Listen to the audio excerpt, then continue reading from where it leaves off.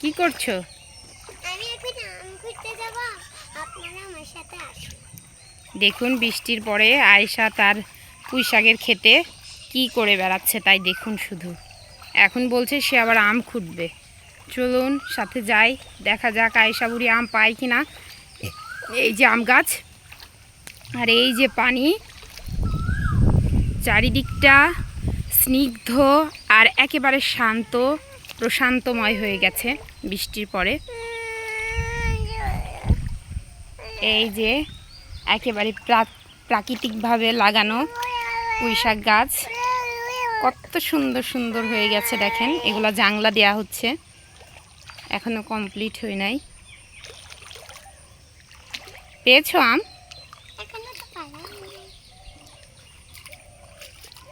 জামা কাপড়গুলা কি করতেছো দেখো তো, কি অবস্থা এগুলা।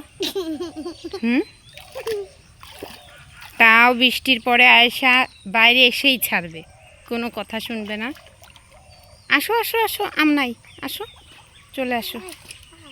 না না না না, আম তো পারা যাবে না। এই দেখুন কি সুন্দর সুন্দর আম।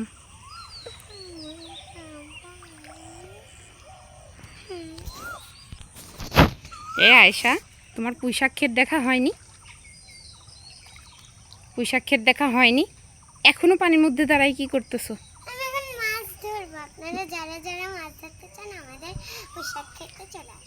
এখানে মাছ আছে? কেমন করে মাছ ধরতে হয় দেখি? আয়েশা এখন আমাদের মাছ মেরে দেখাবে। কি আল্লাহ, দেখুন মাছ ধরতেছে। দেখি কয়টা মাছ ধরছো? এখনো পাওনি? আল্লাহ,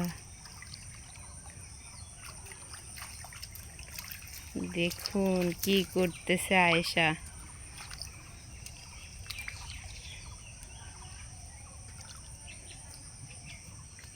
মাছ পেয়েছো? কেন পাওনি? তাহলে আজকে তোমাকে খেতে দেওয়া হবে না। মাছ না পাইলে কোনো খাওয়া নাই। তুমি এই যে পানির মধ্যে এই দুষ্টুমিগুলা করতেছো, মাছ যদি না পাও তোমার খাবার দেয়া হবে না, বুঝতে পেরেছো?